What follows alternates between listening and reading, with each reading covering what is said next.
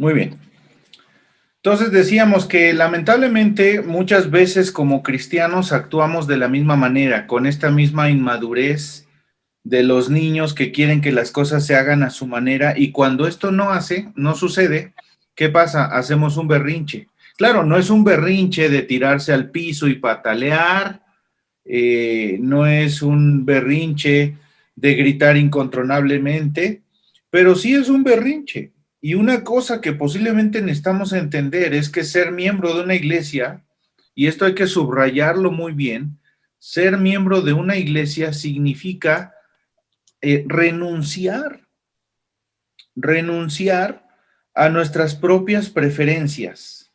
Desde el momento en el que uno se une a una iglesia, necesita entender que ahora renunciamos a nuestras propias preferencias. Y quizá haya cosas en las iglesias, en las diferentes iglesias, que no nos agraden, situaciones que sucedan allí que no nos gusten. Sin embargo, nosotros estamos allí en la iglesia, somos parte de una iglesia, no para que satisfagan nuestras preferencias, sino al revés, para que nosotros podamos satisfacer las necesidades de los demás, ni siquiera las preferencias tampoco. Y eso hará que las cosas sean de una manera diferente. Entonces tenemos que tener en cuenta eso. Somos miembros de una iglesia para servir al prójimo, para dar, para sacrificarnos en beneficio de otros. La palabra del Señor habla en relación a que en una ocasión los discípulos estaban discutiendo sobre quién es el mayor. ¿Se acuerdan de esa historia bíblica? ¿Qué? Entonces los discípulos empiezan a discutir quién era el mayor y entonces ¿qué hace Jesús? Como que les hizo así con el dedito. A ver, vengan para acá. Siéntense aquí conmigo, les voy a enseñar una lección. Y entonces se sienta y les empieza a enseñar y les dice lo que dice este pasaje de Marcos 9:35. Alguien que por favor lo pueda leer, está ahí en la pantalla. ¿Qué dice? Entonces él se sentó y llamó a los 12 y les dijo, si alguno quiere ser el primero, será el postrero de todos y el servidor de todos. Marcos 9:35. Ahora, esta respuesta de Jesús para sus discípulos no solamente fue para esos 12 que tenía ahí enfrente. Esta respuesta de Jesús es también para mí, es también para ti, es para todos los que somos discípulos de Cristo. Se supone que yo debo ser el último y no el primero. Se supone que yo debo servir y no ser servido. ¿Qué es lo que significa entonces que nosotros seamos un siervo en los términos en los que Dios lo está estableciendo? Porque para poder entender con claridad lo que significa ser miembro de la iglesia, bueno, forzosamente se involucra este término, este concepto, el concepto de siervo, ser un siervo. Entonces, ¿qué significa esto?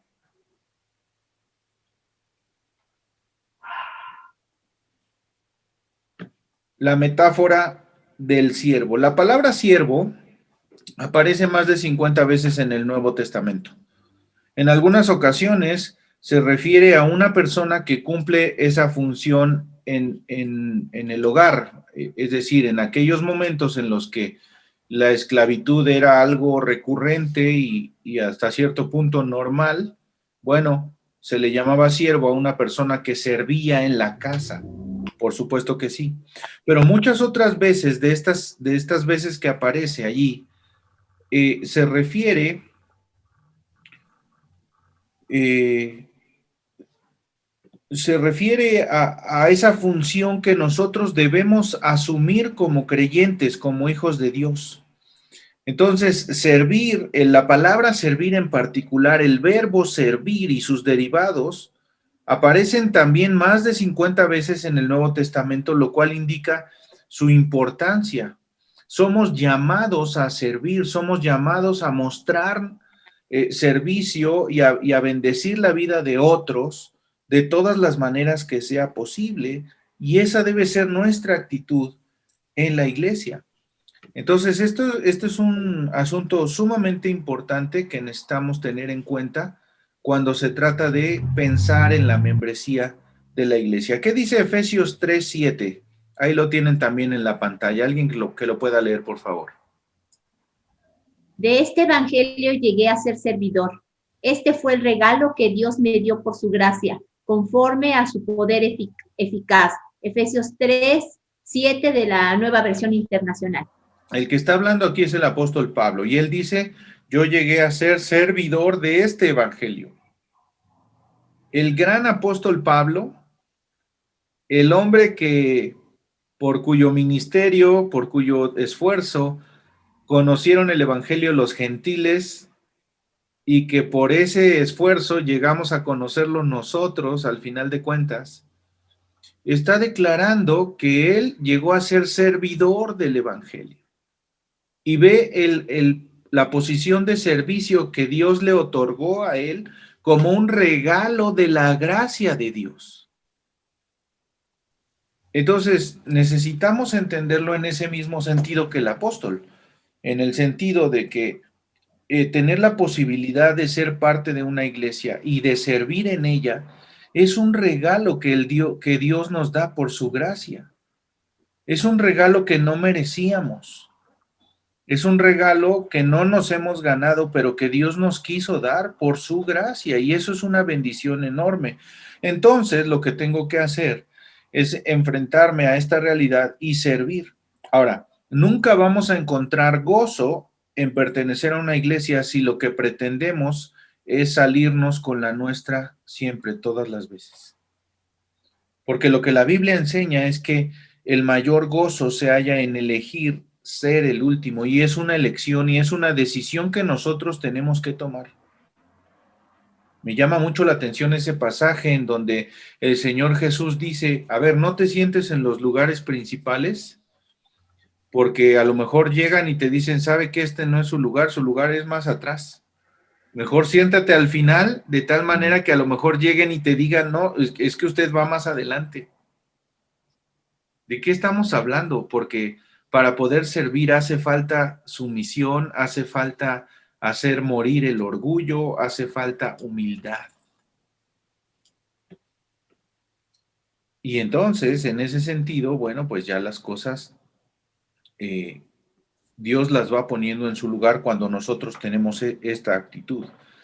Lo que Jesús quiso decir en estos pasajes es que cuando dijo que los últimos serán los primeros, ¿recuerdan ese pasaje? Es que el verdadero gozo está en renunciar a nuestros derechos y a nuestras preferencias y servir a los demás gustosamente en una actitud de obediencia. Resulta ser que Lifeway hizo una encuesta con muchas iglesias y esta encuesta arrojó a la luz una triste realidad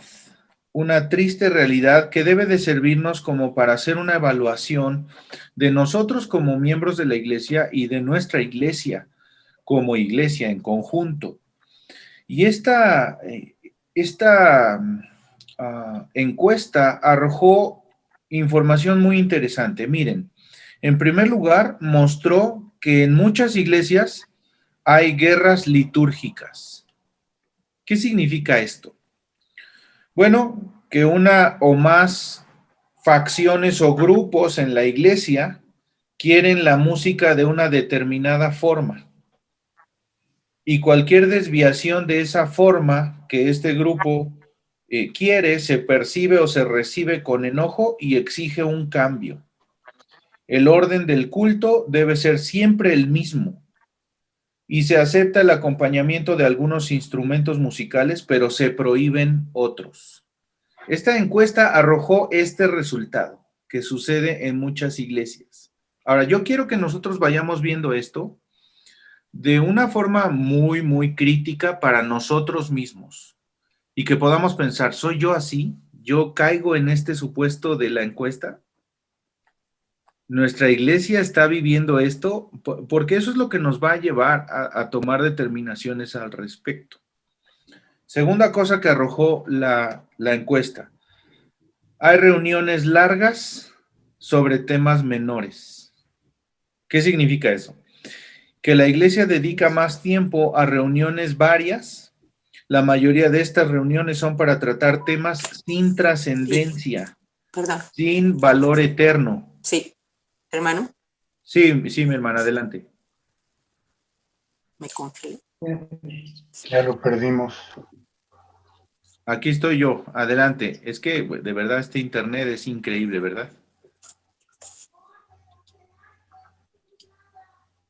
Ahí voy, ahí me estoy tratando de... Creo que el internet me sacó, pero aquí estoy de nuevo. ¿Ya me escuchan y me ven? Sí. Pues perdonen, pero bueno. Vamos a tener que buscar otro proveedor de servicio de internet porque esto está de verdad increíble. Mi hermana Miriam iba a decir algo. Sí, quería decir que es invertir tiempo en cosas que no llevan a nada. Pienso. Exacto. Invertir tiempo en cosas, además, que no cuentan para la eternidad. Entonces, este es uno de las cosas que arrojó esta encuesta, ¿no? Reuniones largas sobre temas menores. La tercera cosa, cuestiones patrimoniales. ¿De qué estamos hablando aquí? Que para muchas iglesias, para el pensamiento de muchos miembros de las diferentes iglesias que se encuestaron, el templo, las instalaciones de la iglesia, el templo, el mobiliario, se convierten en el fin en sí mismos, en vez de ser medios para desarrollar un mejor ministerio y más eficiente, más bien se toman un carácter icónico y se convierten en una de las prioridades en cuanto a todo, incluso una cantidad bastante amplia del presupuesto se invierte en mantener los edificios. Entonces, esto indicó esta encuesta. Estas cuestiones patrimoniales vienen a ser para muchos en su cabeza y incluso en su forma de ser y vivir la vida cristiana, un asunto muy importante. Al punto, por ejemplo, que hay quienes no pueden crecer en su vida espiritual si no vienen al templo. Entonces hay que tener mucho cuidado con eso, con este asunto de las cuestiones patrimoniales. Otra de las cosas, la iglesia está al servicio de los programas. Obviamente en todas las iglesias hay programas, pero esta encuesta arrojó que hay algunas iglesias, muchas iglesias, en donde los programas se convierten en el fin en sí mismos.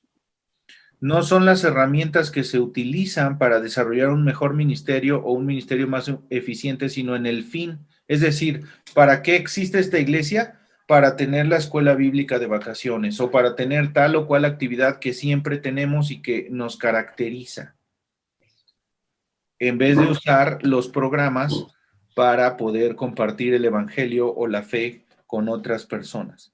Otro asunto, presupuestos centrados en asuntos internos. ¿De qué hablamos aquí? Que una parte desproporcionada del presupuesto se destina a satisfacer las necesidades y las comodidades de los miembros, en vez de usarse en obras que permitan alcanzar a otras personas para Cristo. Mucho cuidado aquí con esto. Pedidos desmedidos de atención pastoral. Fíjense qué curioso que esto también salió en esta encuesta que hicieron los hermanos de Lifeway. Y significa que todos los miembros de la iglesia merecen ser objeto de la debida atención y preocupación de parte del pastor, especialmente en tiempos de crisis o necesidad. Sin embargo, esto se convierte en un problema cuando los miembros esperan un acompañamiento pastoral en cuestiones menores o en cuestiones cotidianas o permanentemente. Eso es lo que arrojó la encuesta. Por supuesto que parte de ser miembros de una iglesia significa poder recibir el apoyo y la atención y la orientación del pastor. Me acuerdo de una anécdota en este sentido. Cuando yo era niño, una ocasión sonó el teléfono en la casa y entonces mi papá contestó y era una hermana de la iglesia. Y entonces le dijo, pastor, pues fíjese que estoy aquí en la calle fulana de tal y se me ponchó la llanta, entonces le estoy llamando para que por favor venga y me la cambie. Y entonces, yo me acuerdo que mi papá le dijo, ¿no tiene alguien que pueda ayudarle por allí? Pues la verdad no sé, pero pues usted es el pastor de la iglesia y yo le llamo para que usted venga y me la cambie. ¿Y saben qué pasó? Eso es lo más increíble, que mi papá fue y se la cambió. Pero cosas como estas a veces suceden. De eso es de lo que habla esta encuesta, ¿no? Pedidos de atención desmedida. Otra cosa, creerse con derechos. Esto es un asunto muy, muy generalizado en muchas iglesias, creerse con derechos. Y este problema podría englobar muchos de los puntos anteriores que ya hemos mencionado, y es esa actitud de exigir y creerse con el derecho de algo, de lo que sea, de cualquier trato especial, cualquier cosa, sobre cualquier tema. ¿Por qué? Pues porque tengo tantos años en la iglesia, o porque soy parte de la familia fundadora, o porque yo diezmo más, o por X o Y circunstancia. Muchas veces esta es la actitud de muchas ¿Cómo has personas. estado, Joanita?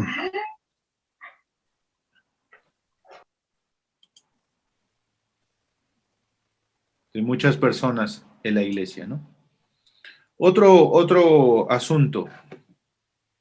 Si a alguien le gustaría participar o intervenir, bueno, díganme, porque yo no veo a todos aquí en la pantalla, solo veo a algunos, y aunque estoy repasándole para ver si alguien levanta la mano, puede ser que no los vea, entonces díganme, pastor, y yo ya les cedo la palabra para que puedan participar. Porque esto es una clase, ¿eh? No, o sea, estamos aprendiendo juntos aquí. Muy bien. Otro de los asuntos que arrojó la encuesta, más preocupación por el cambio que por el evangelio. Más preocupación por el cambio que por el evangelio. ¿A qué se refiere esto? Que cualquier cambio aparente en la iglesia despierta la ira de muchos, pero no se percibe la misma pasión a la hora de participar en la labor evangelística. Es decir, cualquier cosa que se cambie en la iglesia hace que muchos reaccionen de manera airada. Incluso aun cuando pudieran ser cambios positivos, como no es la forma que yo aprendí o que a mí me gusta de hacer las cosas, entonces rápidamente hay quienes saltan. Otra cosa más, ira y hostilidad. Los miembros suelen estar enojados y expresan su hostilidad hacia el cuerpo pastoral y otros miembros de la iglesia. Y finalmente, apatía evangelizadora. Apatía evangelizadora. Muy pocos miembros. Sí, adelante, Abdiel. Perdón, no quería interrumpir tan abruptamente. No encontraba la manita. Bueno, quería comentar algo acerca de lo que decía de más preocupación por el cambio que por el evangelio. Ajá. Y quería contarles, bueno, una experiencia que vivimos en la iglesia de mi papá. Estaban poniéndose de acuerdo para cambiar el color del templo y los hermanos proponían un color y decían, pues vamos a ponerlo azul.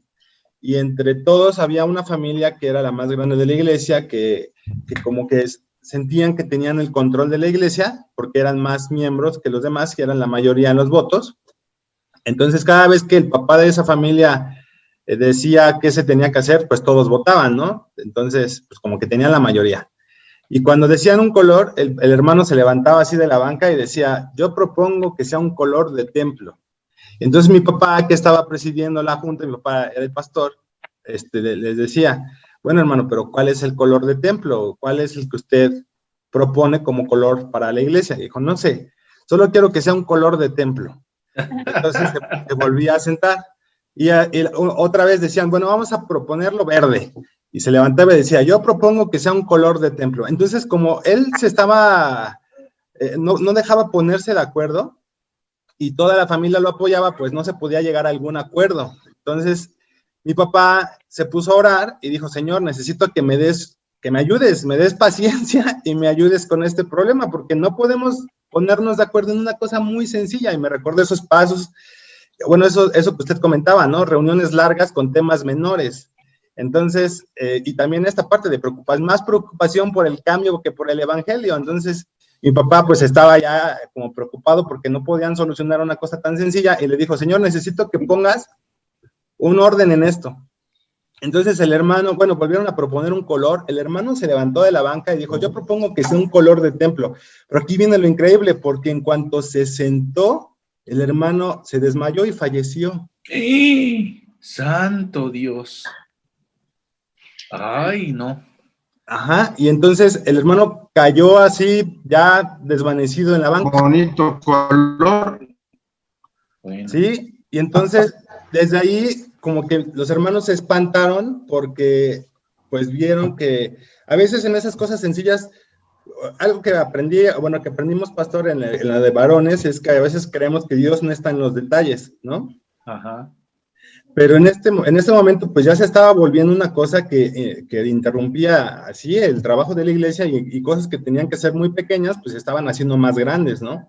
Y a veces creemos que Dios no tiene control de eso, pero en realidad sí tiene control de eso. Entonces fue muy impactante para los hermanos y para toda la familia, y desde ahí ya no había tanto problema para elegir cosas para la iglesia. Oye, Yo quería compartirles. Oye, pero finalmente, ¿de qué color pintaron?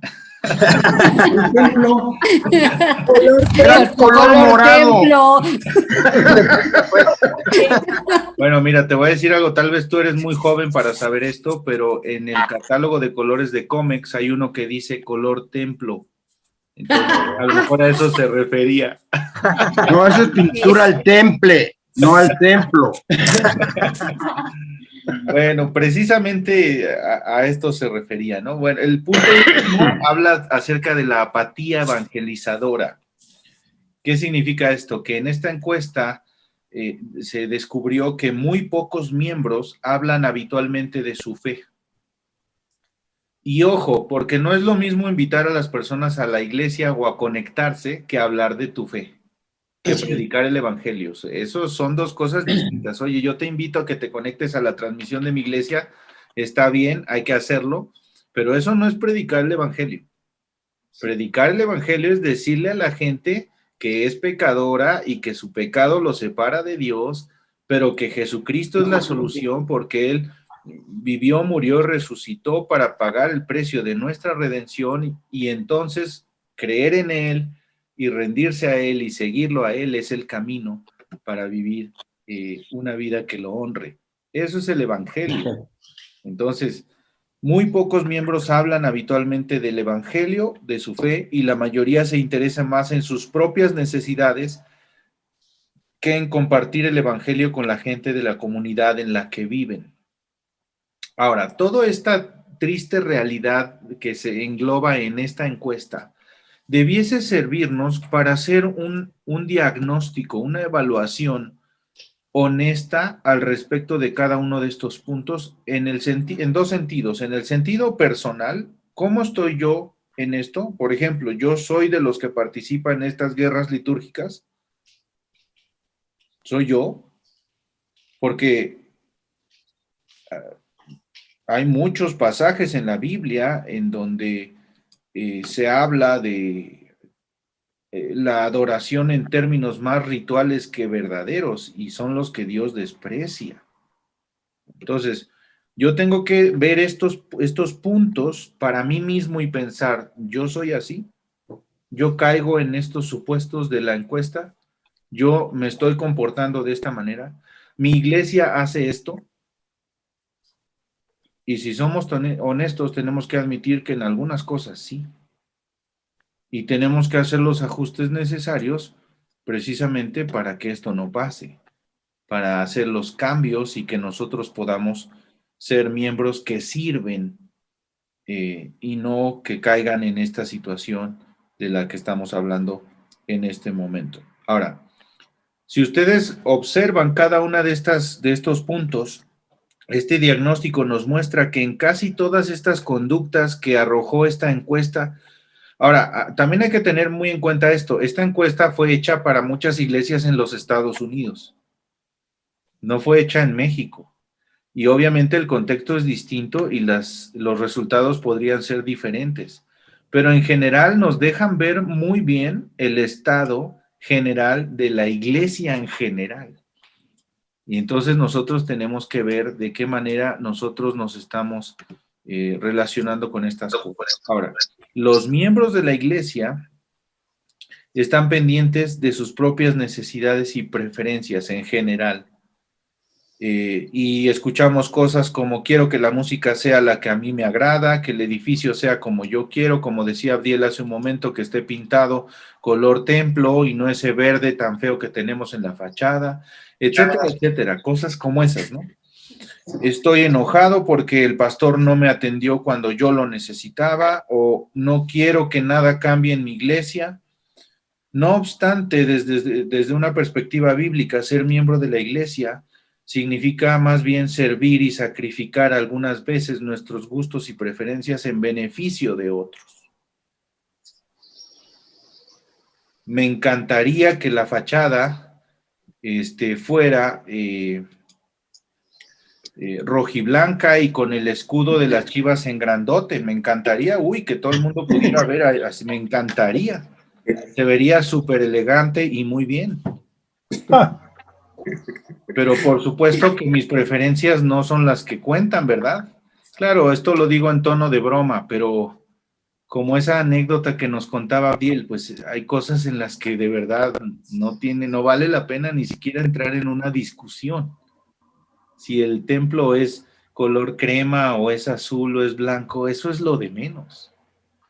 Las vidas de las personas a nuestro alrededor se están yendo al infierno porque no están conociendo la verdad del evangelio, y eso es lo relevante. No estoy queriendo decir tampoco que no haya que tener cuidado de todos los demás asuntos. Por supuesto que hay que hacerlo, pero en su justa medida. Mi hermano Ortega.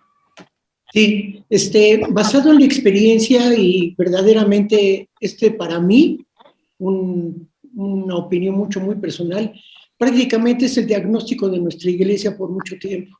Definitivamente lo puedo decir y con mucha honestidad y verdad.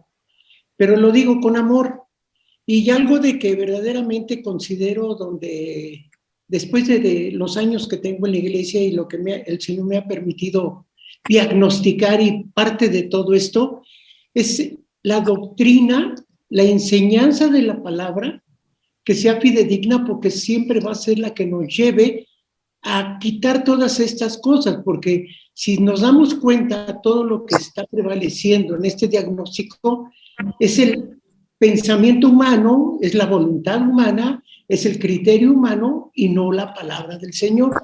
Eso significa que la variable que a cual tenemos que reforzar es en la doctrina y en la enseñanza de lo que el Señor quiere para nosotros. Y con todo respeto, lo que voy a decir es lo más importante, que el pastor y los pastores sean verdaderamente los que nos lleven a ese lugar. Y esto que voy a decir también es con amor y lo digo con todo, es algo que estamos aprendiendo últimamente y que he visto yo particularmente que ha sido la preocupación de usted, o sea, y no por ponerle, como dice, estrellitas, sino simplemente que se está viendo la verdadera necesidad del crecimiento espiritual, del amor, y no las cuestiones ni materiales, ni humanas, ni voluntades propias o personales. Gracias, mi hermano. Fíjense, mi hermana Lulu, adelante. Sí, es corto lo que voy a comentar. Simplemente que yo creo que la misión de toda iglesia es extramuros. No darnos gusto a nuestras preferencias, a lo que quiero yo escuchar, a lo que quiero yo que me digan, sino realmente lo que tengo para darlo a los demás. Gracias.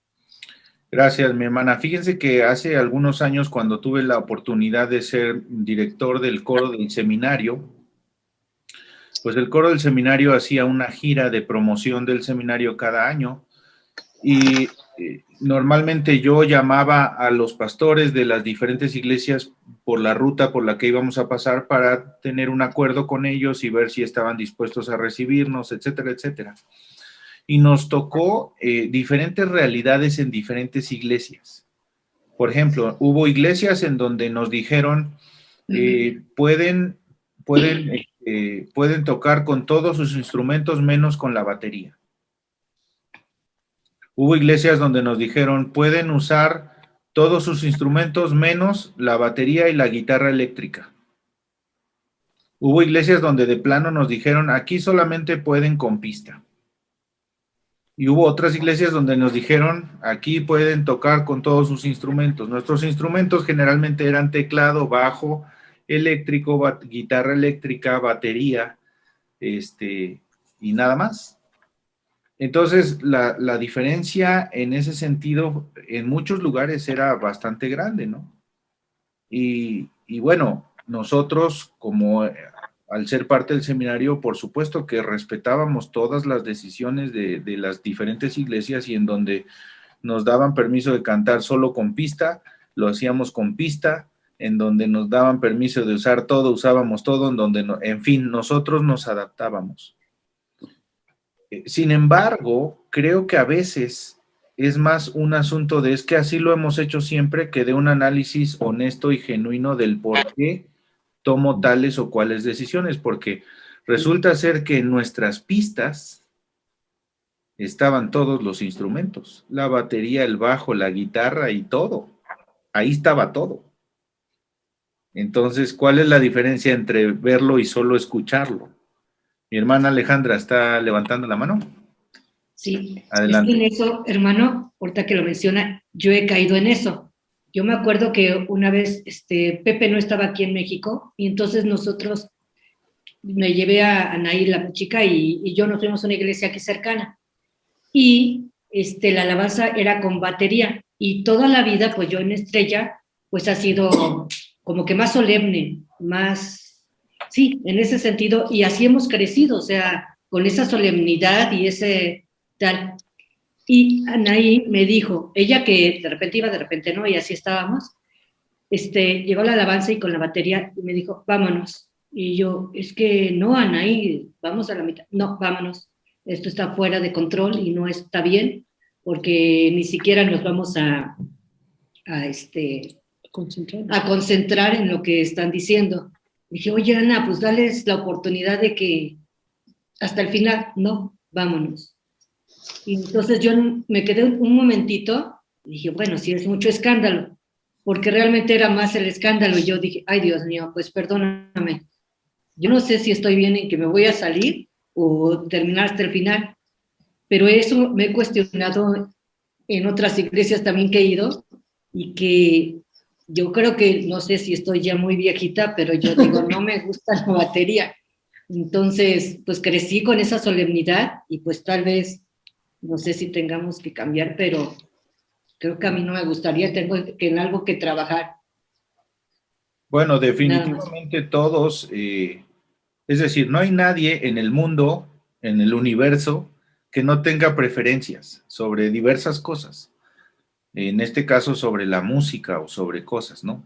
Y esas preferencias están marcadas por muchos factores, por nuestra educación, por nuestros gustos personales, por muchas cosas.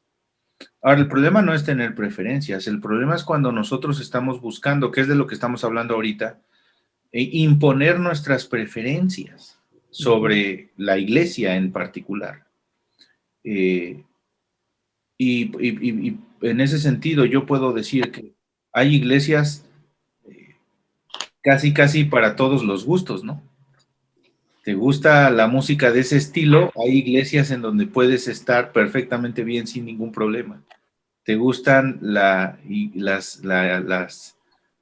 música un poco más tradicional? Pues también hay muchas otras iglesias en donde puedes estar perfectamente con ese estilo de música. El problema es que llegues a un lugar y tú empieces a promover o a tratar de imponer tus propias preferencias para que se hagan las cosas como tú piensas.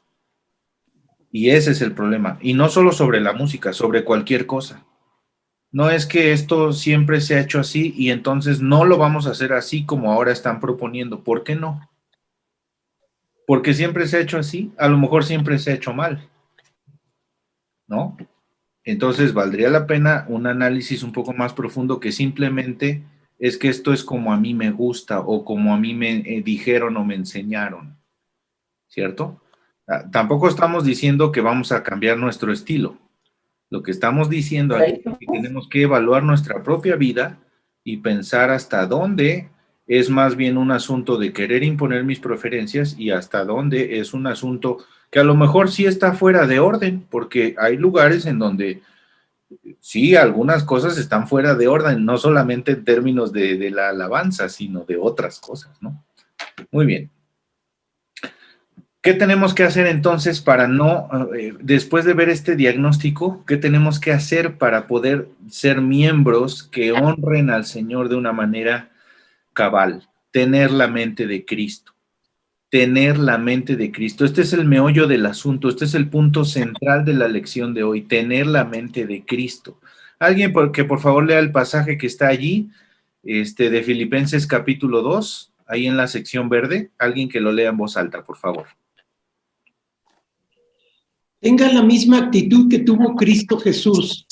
Aunque era Dios, no consideró que el ser igual a Dios fuera algo a cual aferrarse. En cambio, renunció a sus privilegios divinos, adoptó la humilde posición de un esclavo y nació como un ser humano. Cuando apareció en forma de hombre, se humilló a sí mismo en obediencia a Dios y murió en una cruz como morían los criminales. Filipenses 2, del 5 al 11. Ahí está. Algunas cosas muy interesantes que este pasaje nos enseña. La primera cosa, aunque no era Dios, no consideró que ser igual a Dios, que el ser igual a Dios fuera algo a lo cual aferrar. Es decir, Jesús tenía toda la autoridad, todo el poder, porque es Dios. Jesús es Dios, ¿cierto? Y aún siendo Dios, Él estuvo dispuesto a no aferrarse a su lado divino, a su aspecto divino cuando estuvo aquí en la tierra. No consideró que el ser igual a Dios fuera algo a lo cual aferrarse. En cambio, ¿qué hizo? Renunció, y a lo mejor hay que subrayar esa palabra, renunció, porque renunciar es un acto de la voluntad personal. En primer lugar, no se aferró. En segundo lugar, renunció. Y ahí es donde nosotros tenemos que pensar. Yo estoy dispuesto a renunciar a mis preferencias, a mis deseos personales, a mis gustos, a mi forma de entender el ministerio de la iglesia. Estoy dispuesto a renunciar a eso con tal de el bien de todos. Renunció a sus privilegios divinos. Y entonces, ¿cómo lo hizo? Adoptando la humilde posición de un esclavo. Es decir, ¿en qué vemos que renunció? Bueno, adoptó la humilde posición de un esclavo. ¿Cómo? Cuando nació como un ser humano, cuando apareció en forma de hombre. A ver, lo que este pasaje está diciendo es, Jesús no tenía ninguna necesidad de venir a esta tierra para nada. No tenía ninguna obligación de hacer nada. No tenía ninguna obligación de ser hombre y de vivir lo que vivió y de sufrir lo que sufrió. No la tenía. Él es Dios. Y con un solo chasquido pudo haberse deshecho de los que lo latigaban y de los que lo crucificaban y es más, pudo haber decidido yo no voy a la tierra. Pero ¿qué pasó? Renunció a sus privilegios divinos voluntariamente. Y entonces adoptó la humilde posición de un esclavo. ¿Cómo? Nació como un ser humano. Y en tercer lugar, se humilló. Se humilló en obediencia a Dios. Esto es un punto muy central de nuestra enseñanza porque a veces somos muy dados a pensar, es que Cristo murió en la cruz por mí, para salvarme a mí. Y bueno, eso es cierto, por supuesto. pero entonces nos ponemos nosotros o al ser humano en el centro de la historia de la salvación. Y escuchamos frases como, por ejemplo, lo único que detuvo a Jesucristo en la cruz no fueron los clavos, sino su amor por mí. Bueno, este pasaje nos deja muy en claro que la razón por la cual él se humilló fue por obediencia al Padre. Jesús estaba deseoso de obedecer en todo al Padre, de tal manera que estuvo dispuesto a ir a la cruz. Y luego, como un beneficio extra, nosotros somos salvos. Nosotros no somos el centro de la historia de la salvación. El centro de la historia de la salvación es Dios y Jesús. Y esto tiene que quedarnos muy claro, porque cuando esto no queda claro y nosotros somos el centro, también somos el centro de la vida de la iglesia, y entonces todo tiene que girar alrededor de mí, de mis deseos, de mis elecciones y de mi propia vida, y no es así. ¿Y cómo, en qué notamos que se humilló a sí mismo? Que murió en una cruz, como morían los criminales. Entonces, este pasaje nos enseña que Cristo es nuestro ejemplo de sumisión, de servicio, de humildad, de renuncia, de amor sacrificial. Si nosotros pretendemos ser unos miembros fieles de una iglesia, necesitamos tener la mente de Cristo, necesitamos vivir estas verdades, no aferrarnos a nada, estar dispuesto a renunciar a nuestros aparentes privilegios y humillarnos, como lo hizo Cristo. Humillarnos. De pronto a veces es difícil, ¿eh? De pronto a veces es difícil. Yo en algunas ocasiones he escuchado personas que dicen, ¿y yo por qué soy el que siempre tiene que ceder? Pues porque tú eres cristiano, ¿no? Porque tú estás siguiendo a Cristo. ¿Yo por qué soy el que siempre tiene que hacer tal o cual cosa? ¿Yo por qué si los demás no hacen, yo por qué sí? Bueno, pues porque tú estás buscando honrar a Cristo, ¿eh? Si estás buscando honrar a Cristo, te toca. ¿Ok? Entonces, Cristo es nuestro ejemplo y nosotros debemos ser siervos obedientes, poner a los demás en primer lugar, así como lo hizo Cristo, poner a los demás en primer lugar y hacer todo lo posible para mantener la unidad de nuestra iglesia. Y en ese sentido podemos ver este diagnóstico bajo esas dos ópticas, la de los derechos o la del servicio. La pregunta que tenemos que hacernos es más bien, ¿qué puedes hacer tú por tu iglesia? Esa es la pregunta que hay que hacernos constantemente. ¿Qué puedes hacer tú por tu iglesia? ¿Qué puedes hacer tú por servir a los demás? En vez de preguntar, ¿qué puedo hacer yo? ¿Qué pueden hacer los demás por mí? ¿Qué puedo hacer yo por la iglesia? Mi hermano José, ¿levantaste la mano? Sí, así es. Un Adelante, mi hermano. comentario muy rápido. Cuando usted estaba describiendo las situaciones que pasan en la iglesia, ¿Puedes hablar más fuerte porque casi no te escuchamos? o digo que cuando yo estaba escuchando las situaciones que usted estaba describiendo, y pues yo he tomado cursos mundanos de superación personal, muchos, y también he estado en la iglesia desde los 5 o 6 años que llegué a la Estrella de Belén, y siempre he sido cristiano, nunca he sido católico. Y lo que veo que describe es lo mismo que pasa en el mundo. Igual que la gente tiene orgullo, que yo primero, que yo quiero ser, vamos a una línea y cómo le hago para llegar primero, y todo es yo primero. Entonces, hay una forma que usted dice que, ¿qué podemos hacer para ayudar a la iglesia? Inclusive gente que está a veces decepcionada, que no quiere ir a la iglesia, dice, no es religión, es ser una mejor persona, una buena persona. Entonces creo que simplemente así, siendo una persona así, pues podemos hacer un cambio a nuestro alrededor, en donde quiera que estemos, porque somos también predicadores de la palabra, y eso debe ser en comportamiento Y también en palabras, debemos de a veces estar ahí, ver que algún compañero de trabajo, compañera no está bien y decirle, mira, yo conozco a alguien, yo tengo, yo tengo a alguien que me ayuda siempre y que nunca me ha dejado ir. ¿Quién es quién? Ya les hablamos del Señor. Entonces ese es mi punto. Correcto. Por supuesto que todas esas actitudes que mencionábamos antes que se descubrieron en esta encuesta tienen su origen en el orgullo, ¿no? En la falta de humildad, en la falta de sumisión. Y entonces eso no bendice a nadie y termina dañando más a la iglesia, ¿no? Entonces hay que tener mucho cuidado de eso. Por eso la pregunta que yo tengo que hacerme siempre es esta: ¿qué puedo hacer yo por mi iglesia? No, ¿qué puede hacer mi iglesia por mí? ¿Qué puedo hacer yo por mi iglesia?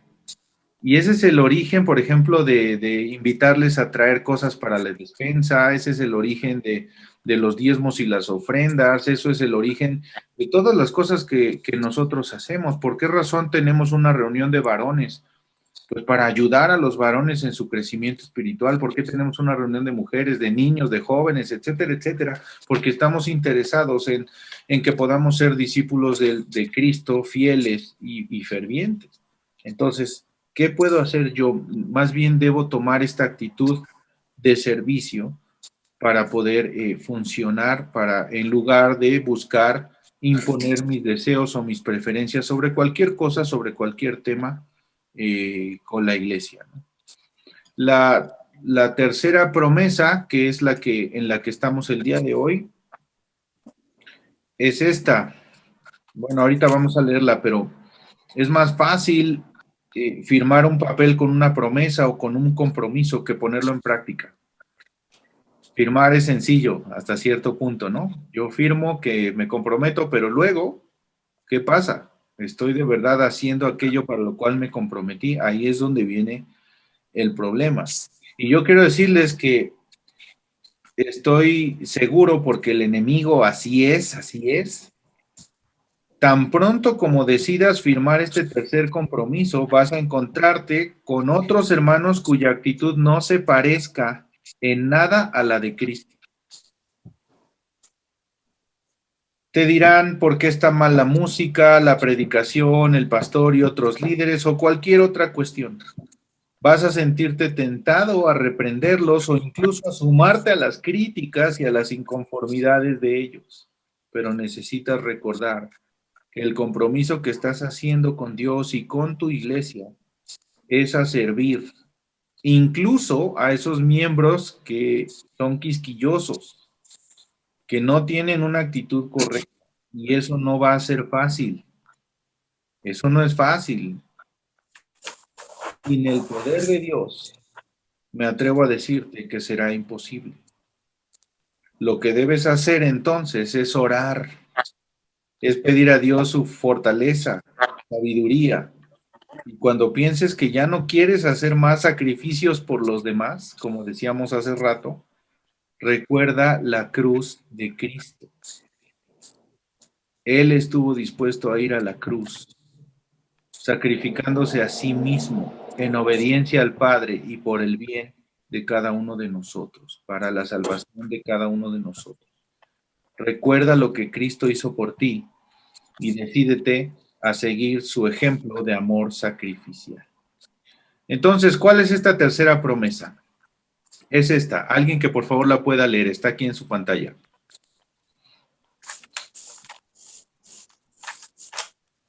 Es que no.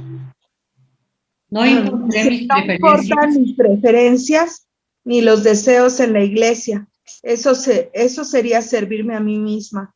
Soy miembro de esta congregación para servir a los demás y a Cristo.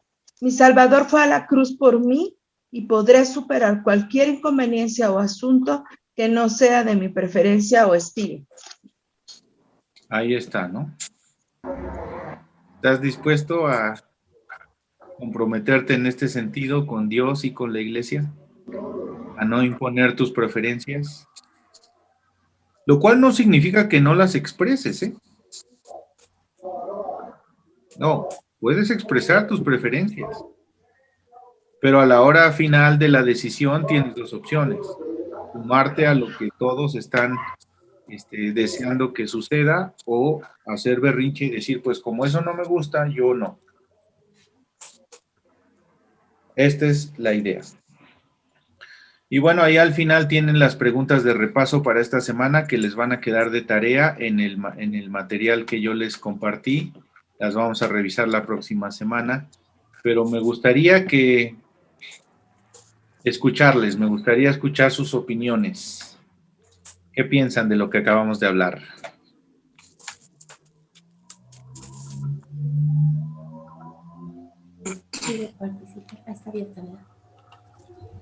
Sí, pastor. Adelante, mi hermano Ortega.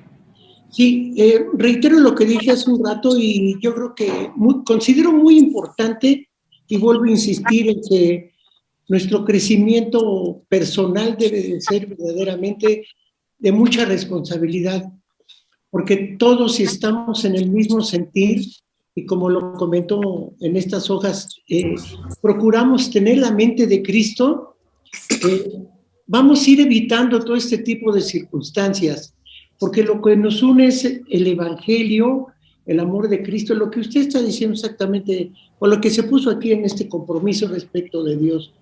Pero si nosotros no procuramos eso, va a ser, como usted dice, muy difícil, y no debemos dejarnos, de forma personal y como iglesia, dejarnos vencer por Satanás.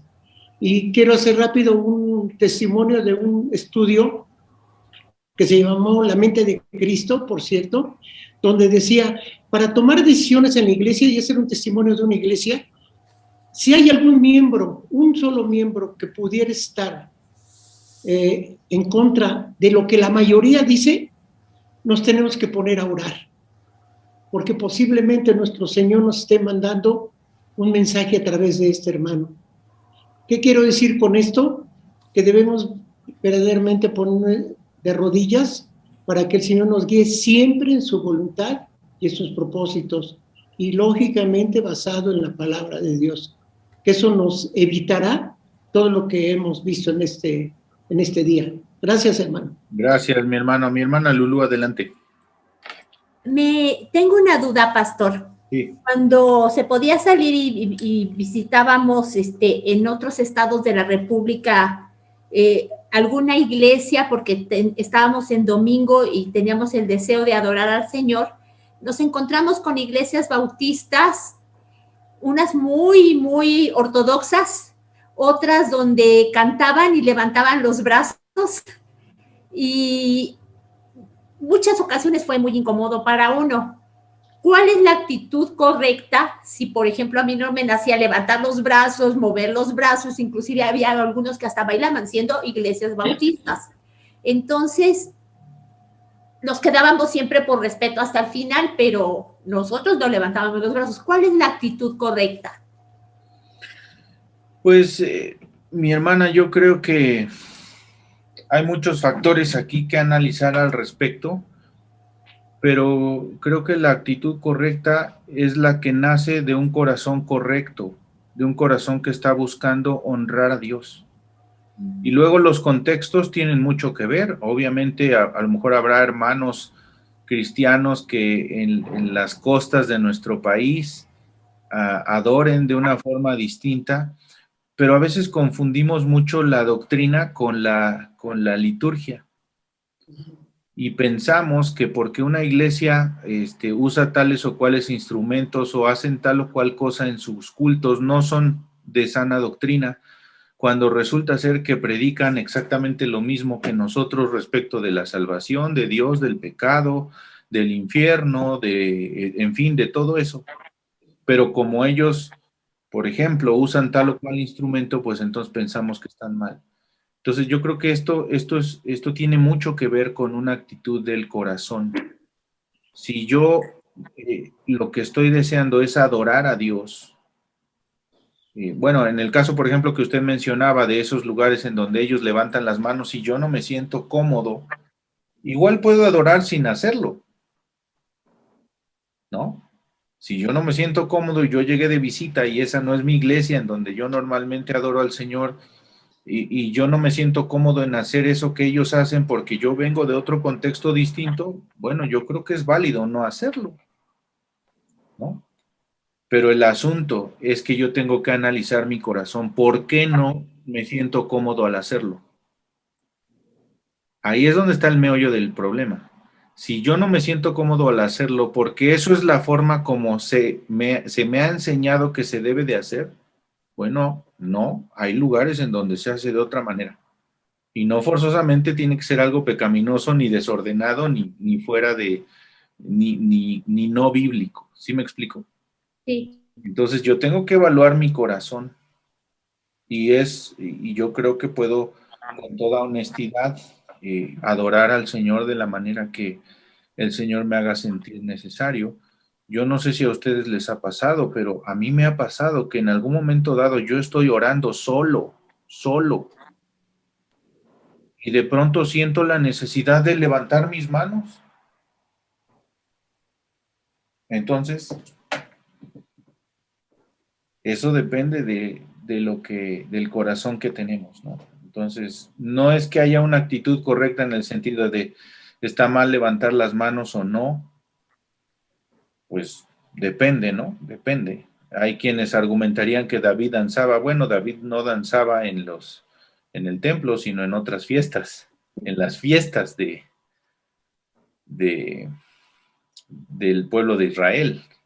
Y bueno, a lo mejor una buena clase para esto nos la podría dar mi esposa en relación a la teología de la adoración, que sería muy, muy útil. Quienes estuvieron en Secabeba hace poco, ya la pudieron escuchar. No sé si tú quieres añadir algo, Belina. Y por supuesto, la palabra de Dios habla que Dios busca a verdaderos adoradores, adoradores en espíritu y verdad. La iglesia cristiana a través de todos los tiempos ha definido sus propios estilos de adoración, que es la liturgia. ¿Cómo expreso mi adoración? Nosotros como Iglesia Bautista Estrella de Belén, nuestra manera de expresar nuestra adoración en la liturgia del culto dominical, pues preferentemente son himnos, pero gracias a Dios esta iglesia tiene una cultura musical muy vasta de años, ¿no? Tienen oído musical, o sea, no conozco a nadie aquí en Estrella de Belén que se aviente por la ventana si la pista tiene batería o un bajo eléctrico, no, yo, gracias a Dios porque esta iglesia tiene oído musical. Más bien aquí el asunto es cuando este aspecto de la verdadera adoración se ve interrumpido por un criterio cultural o de gusto, ¿no? Por ejemplo, a mí no me gustan la cumbia.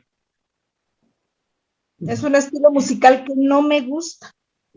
Pero tengo una hermana mía que baila cumbias como, Dios mío, parece ¿cómo se dice este juguete? Un trompo, ¿verdad? Va, viene, da la vuelta. Entonces, tal vez uno de mis pensamientos es criticar a mi hermana y decir, ¡ay, qué naca! ¡Qué mal! ¡Qué poca cultura musical!, ¿no? Entonces estoy juzgándola a partir de un criterio muy miope, que es mi criterio musical. Pero en la adoración a Dios, eso es otra cosa. ¿Por qué? Porque cada iglesia hace o redacta en su trabajo como iglesia, en su ser iglesia, su propio estilo de adoración. Entonces, nosotros y este no es un criterio bautista, este es un criterio bíblico, ¿no? Bíblico. Entonces, obviamente como iglesias bautistas, nosotros nos definimos como iglesias que no creen que la danza sea una expresión de adoración, lo que no significa que miles de cristianos que danzan se van a ir al infierno o no son cristianos. ¿Sí me explico? Sí. Ahora, yo puedo asistir a una iglesia donde danzan y no danzar, y eso no me hace a mí no adorar, porque esa es la otra cara de la moneda, ¿verdad? Hermanos que dicen, danzas, levantas las manos, hablas en lenguas, no, te vas a condenar. No. ¿Por qué? porque nuestro estilo de adoración está descrito por lo que nuestro entendimiento de qué, de las escrituras. Nosotros como iglesia, gracias a Dios, tenemos un acervo cultural precioso que respetamos. Algunas veces algunos hermanos han venido con nosotros a decir, ay, el canto, el himno, cómo me llenó el corazón. Y ese mismo día otra persona diciendo, qué fea estuvo la música, como que ahora sí no le echaron ganitas, ¿no? Entonces, ¿por qué? ¿Por qué? ¿Porque no hubo adoración a Dios? No, por el criterio. Y es por eso que se hace tan pertinente que todos los creyentes vivamos una vida de verdadera adoración dentro y fuera del templo. ¿Por qué? Porque eso me va a hacer ver con ojos espirituales la expresión de adoración de otro hermano. Que nosotros lo hagamos como iglesia o no, eso es otra cosa. Pero la expresión de adoración, la verdadera adoración, surge de un corazón que reconoce que Dios es Señor, que nosotros somos la obra de sus manos, que fuimos creados para alabarle y glorificarle de aquí hasta que le veamos. Y creo que en el cielo nos vamos a llevar muchas sorpresas, ¿no? Un maestro que tuve de himnología me decía, él era norteamericano, ya falleció, está con el Señor, y nos decía, yo no entiendo por qué los mexicanos, teniendo música tan sabrosa, tienen que cantar música de la himnodia inglesa, francesa y alemana. ¿Por qué no tienen, en vez de grupos musicales como anglosajones, por qué no tienen un mariachi? Y ese día yo sentí que del cielo caían los santos, los ángeles, se abrían los sepulcros y salían los padres de la iglesia a defender nuestro himnario bautista. Pero me quedé pensando en todos los lugares donde hay iglesias que tienen su mariachi, ¿sí sabía? Hay mariachis cristianos y cantan con mariachi, santo, santo, santo, y cantan con mariachi, cuán grande es Él. Yo creo. Un día de estos le damos oportunidad de dar clase, mi hermana, con mucho gusto. Sí, ya me voy. Perdón, hermano José Luis. Mi hermano Manuel, adelante. Bueno, hermano, también no debemos de, como decía la hermana Lulú hace rato, que si levantas las manos o haces un aplauso o mueves la cabeza, no hay que dejar a un lado lo que podemos hacer por naturaleza, como lo que le llamamos el idioma corporal. Es correcto. ¿Sí? De hecho... y no es porque lleves una inclinación o lleves una tendencia o te guste danzar y bailar. Es el idioma corporal. Es correcto. Miren, hermanos, en términos estrictamente físicos, la música afecta en tres sentidos. En el sentido de los sentidos, valga la redundancia, el ritmo afecta, es más, hagan una prueba, vayan, ustedes escuchan una X música que es muy rítmica y ¿qué es lo primero que hacemos? Mover el pie con el ritmo, con el pulso. ¿Por qué? Porque así está diseñada la música. Dios así diseñó la música para que el ritmo toque nuestro cuerpo. Pero no nos podemos quedar en ese nivel, tenemos que avanzar al siguiente. El siguiente es el que tiene que ver con nuestros sentimientos y entonces de repente una balada nos hace sentir, ay, qué padre, qué bonita está esta canción, la melodía. Pero no nos podemos quedar ahí, tenemos que avanzar al siguiente nivel, que es el del intelecto. ¿Qué dice la letra? Y resulta que es un reggaetón de esos asquerosos que habla de quién sabe cuánta cosa pecaminosa, y entonces uno dice, aunque tenga un buen ritmo y tenga una buena melodía, esta letra no edifica. Claro. Entonces, pero lo que dice el hermano Manuel es netamente físico, fisiológico. La música afecta nuestro cuerpo y entonces por eso de pronto alguien mueve el pie o aplaude, etcétera, etcétera. Pero ojo, esta sesión del día de hoy no es en relación a la alabanza. Estamos hablando cuando a veces nosotros pretendemos imponer nuestras preferencias en la iglesia, en cualquier ámbito, en la forma de llevar la administración o la tesorería, en la forma de la alabanza o en la forma de dar una clase de escuela dominical o X o Y. En cualquier tema, si yo estoy pretendiendo imponer mis preferencias, entonces estoy cayendo en un error que no va a bendecir y no va a provocar la unidad de la iglesia. Mi hermano Carrión. Sí, nada más quería comentar que las tradiciones y hábitos también en nuestras iglesias dañan mucho, porque las tradiciones a veces vienen de años y vienen y hábitos también que hacen que caigamos en baches en cuanto al desarrollo o actividades de la iglesia. Es correcto, hay tradiciones que pueden ser positivas, hay buenas tradiciones y hay otras que no lo son tanto. Miren, si analizamos en general la vida de la iglesia, y no solo me refiero a la nuestra, sino en general a la vida de la iglesia en México, la iglesia bautista en México, tenemos que reconocer que en buena medida nosotros somos como somos, porque es lo que aprendimos de los misioneros norteamericanos que llegaron a establecer iglesias en México.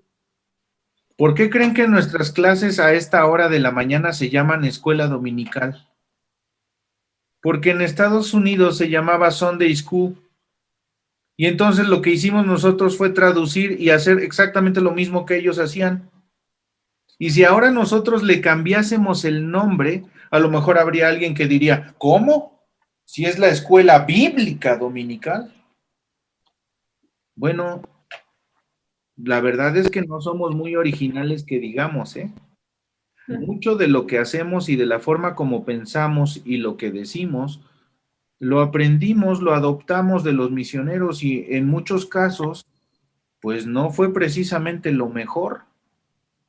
Y en muchos otros fueron cosas extraordinarias y muy buenas y muy útiles que hicieron que la iglesia en México creciera en un momento dado. Y por eso ahora nosotros necesitamos evaluarnos bajo estos mismos términos. Fíjense qué curioso, lo que aprendimos vino de Estados Unidos y esta encuesta a la que yo me refería hoy también se hizo en Estados Unidos. ¿Y qué pasa? Tristemente, mis hermanos, quiero decirles esto. La iglesia bautista en Estados Unidos, en especial los bautistas del sur, son la denominación en mayor decadencia en este tiempo. ¿Por qué? Hay un montón de iglesias en donde, si bien les va, son 50 personas. Las grandes mega iglesias que nosotros conocemos en Estados Unidos, la gran mayoría no son bautistas. Ahora, no significa eso que esté bien o que esté mal. Lo que estoy diciendo es que necesitamos estarnos evaluando constantemente y evitar que la tradición nos lleve por un rumbo que no sea bíblico o que no honre a Dios, o la modernidad nos lleve por un rumbo que no sea bíblico y que no honre a Dios. Es decir, necesitamos tener un equilibrio bíblico sano. Y en ese sentido, el evitar imponer mis preferencias es fundamental. Mi hermana Alejandra. También hablábamos sobre el servicio y también yo creo que ahí tenemos que hablar mucho del amor y del respeto. Yo me acuerdo que una vez estaba yo ayudando en la cocina y estaba ayudando a servir en un evento social. Y me acuerdo que un hermano ya le había servido y todavía no acabamos de servir completamente las otras mesas, cuando ya él tenía completo todo y se terminó su café y me hacía así. Y me hizo así, uy, yo sentí que me hirvió la sangre. Y yo dije, bueno, ¿qué le pasa a este? Y no regresé inmediatamente a servirle el café, inclusive lo dije para que se le quite. Hasta después, pero me hirvió mucho la sangre y yo dije, bueno, ¿de qué se trata? O sea, estamos aquí para colaborar y servir y pues en un principio lo hice yo con amor, pero ya después yo dije, es que tiene que también haber respeto, o sea, ¿por qué? Porque hay veces que también caemos del otro lado, en que, pues la hermana está para enviar, oiga hermana, aquí se me cayó el café, venga, por favor limpie. Tampoco, o sea, tiene que prevalecer el amor. Yo creo que eso es bien importante y el respeto, porque yo estoy de acuerdo en que estamos para servir, pero pues tiene que haber también esa reciprocidad de esa doble vía, ¿no? De que si yo te sirvo porque ya me comprometí a hacerlo, pero tampoco me grites ni me pongas tus horarios que tú ni siquiera sabes cómo ando y yo vengo con mucho amor a hacerlo, ¿no? ¿Sabe cuál es el problema, mi hermana? Que si Jesús hubiera pensado así, no hubiera muerto en la cruz. Es decir, Sabía que algo me iba a hacer. tiene razón, pero justo como yo decía al final de la lección, ¿no? Siempre va a haber alguien que ni dé respeto ni tenga esta actitud de servicio como la tuvo Cristo y que exija y que piense que tiene derecho. ¿Y qué vamos a hacer? Pues si nosotros vamos a tomar una actitud bíblica, lo que tenemos que hacer es servir y aguantarnos y a lo mejor llamarle en privado y con amor y con respeto, decirle, mi hermano, esa no sería la actitud correcta, pero si Jesús pensara igual, no hubiera ido a la cruz. No seríamos salvos, no estaríamos aquí, estaríamos viendo la tele o no sé qué haciendo, durmiendo, etcétera, etcétera. Mis hermanos, ya me están regañando los de producción, ya ven cómo son estas personas, impacientes, que ya estamos a punto de empezar nuestra transmisión. De hecho, ya empezó la transmisión y en 2 minutos entramos directamente al culto. Así que gracias por haberse conectado, que Dios nos bendiga, que Dios nos halle fieles en ser miembros que no busquen imponer sus preferencias, sino que estemos dispuestos a servirnos por amor los unos